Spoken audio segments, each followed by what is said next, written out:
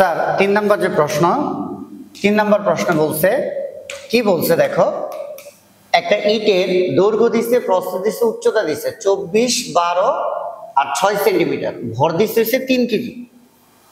তো জানতে চাইছে কি স্যার ইটের ঘনত্ব বের করতে বলছে। স্যার ইটের ঘনত্ব বের করতে বলছে। ইটের ঘনত্ব স্যার ঘনত্বের সূত্র কি rho is equal to M by V. ঘনত্ব কার ইটের তাহলে ভর ইটের আয়তন ইটের। ইটের ভর কত স্যার ইটের ভরটা কত দিছে এই যে দেখো এই যে বলছে ইটের ভর হইতেছে 3 কেজি তাহলে আমরাও লিখলাম এম এর জায়গায় হইতেছে 3 কেজি। এবার হচ্ছে আয়তন স্যার ইটের আয়তন কি ডিরেক্টলি দিছে না বলছে ইটের দৈর্ঘ্য প্রস্থ উচ্চতা যথাক্রমে 24 সেন্টিমিটার 12 সেন্টিমিটার আর 6 সেন্টিমিটার। আমরা জানি স্যার দৈর্ঘ্য প্রস্থ আর উচ্চতা তিনটা গুণ দিলে আয়তন হয়।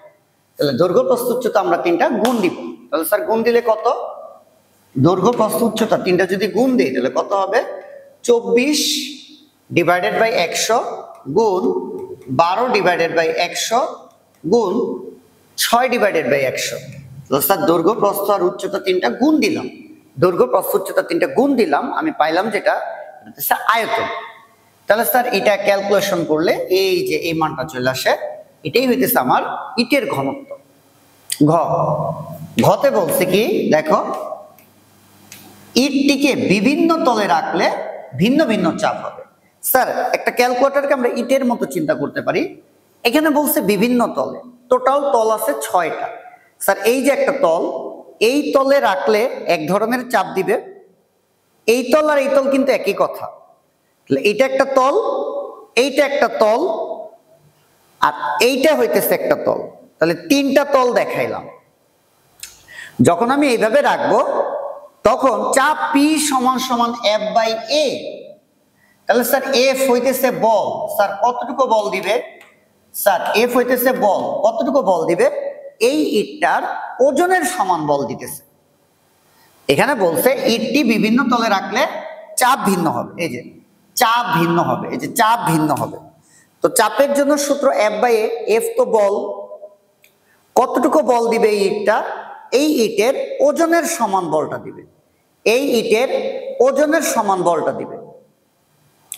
তাহলে ইটের ওজনটা কত ওজন হইতেছে F এর জায়গায় আমরা লিখবো mg mg সমান বল দিবে।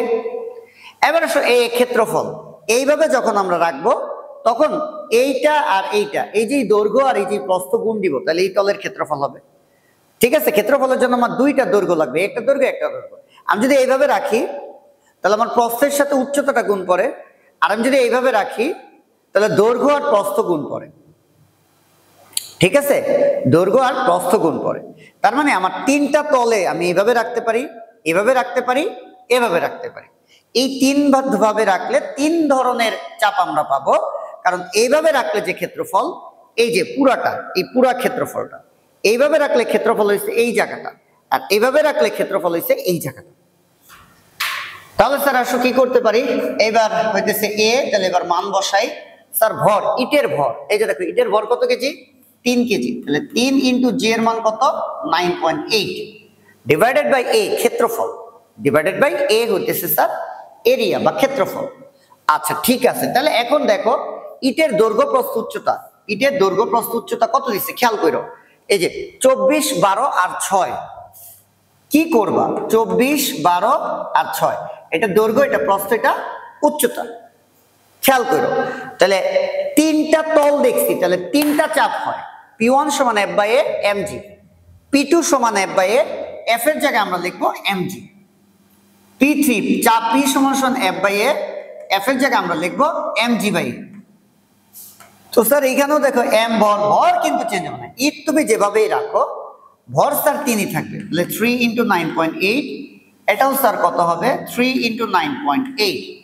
এইবার স্যার আমার 3টা ক্ষেত্রফল ভালো করে দেখো এই যে একটা ক্ষেত্রফল এইখানে একটা ক্ষেত্রফল এই যে একটা ক্ষেত্রফল আর স্যার এই যে একটা ক্ষেত্রফল।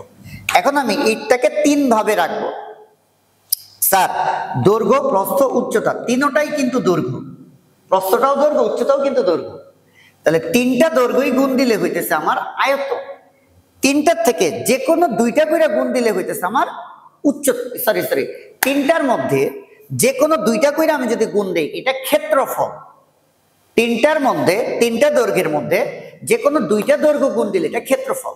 তাহলে স্যার কার সাথে কার গুণ হয়? দেখো 24-এর সাথে 24-এর সাথে একবার 12 গুণ হয়, 24-এর সাথে একবার 12 গুণ হয়, 24-এর সাথে একবার 6 গুণ হয়। তাহলে 24 গুণ 12 অথবা 24 গুণ 6 অথবা 12-এর সাথে 6 গুণ হয়। এই যে 12 গুণ 6, এই হয় 24-এর সাথে 12 গুণ, তাহলে 24-এর সাথে 6 গুণ, তাহলে 12-এর সাথে 6 গুণ। এই যে এইটা একটা ক্ষেত্রফল, এইটা একটা ক্ষেত্রফল, এইটা একটা ক্ষেত্রফল। ওকে, তাহলে 24 গুণ 12, এই যে স্যার 24 গুণ 12 অথবা স্যার কত 24 গুণ 6, এই যে 24 গুণ 6 অথবা কত 12 গুণ 6, এই যে স্যার 12 গুণ 6।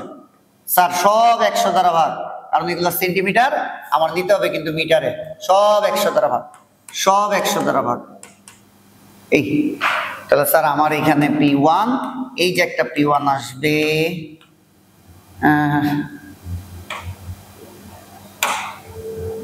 এইখানে একটা P2 আসবে, তাহলে আর এই জায়গাটা হিসাব করলে একটা P3 আসবে। এই স্যার এই প্যাসকেল, এইখানে এত প্যাসকেল, আর এইখানে আসবে এত প্যাসকেল। সরাসরি ক্যালকুলেটর হইলে হয়ে যাবে। তাহলে স্যার আমি যদি আরেকবার বলি, সহজ করে বলি, ইটটিকে বিভিন্ন তলে রাখলে চাপ ভিন্ন হবে। স্যার তিনটা তলে আমি রাখতে পারি, তাহলে আমার তিনটা চাপ আসবে। তিনটা তলে রাখলে তিনটা চাপ আসবে, P1, P2, P3। চাপ P = F/A। F হইতেছে স্যার বল, F হইতেছে স্যার বল, ওজনের সমান বল mg। তাহলে ভর দেওয়া আছে, তাহলে তিন ক্ষেত্রে চেঞ্জ হবে না। এখন কিভাবে রাখবা তার উপর হইতেছে আমার ক্ষেত্রফলগুলো হবে। আমি তিনটা ভাবে রাখতে পারি, এই যে হয় এইভাবে, নাইলে এইভাবে, নাইলে এইভাবে রাখতে পারি। এখন আমার দৈর্ঘ্য প্রস্থ উচ্চতা তিনটার মধ্যে যে কোনো দুইটা দুইটা কইরা নিয়ে আমি এই ক্ষেত্রফলগুলো বসাবো। আমার দৈর্ঘ্যগুলো কত কত ছিল স্যার? 24, 12 আর 6। তাহলে 24-এর সাথে আমি 12 গুণ দিলে একটা ক্ষেত্রফল হয়, আবার 24-এর সাথে 6 গুণ দিলে একটা ক্ষেত্রফল হয়, আর স্যার 12-এর সাথে 6 গুণ দিলে আমার আর একটা ক্ষেত্রফল হয়। এই তিনটার মধ্যে যে কোনো দুইটা করে নিয়ে তুমি গুণ দিয়ে বসাই দিবা।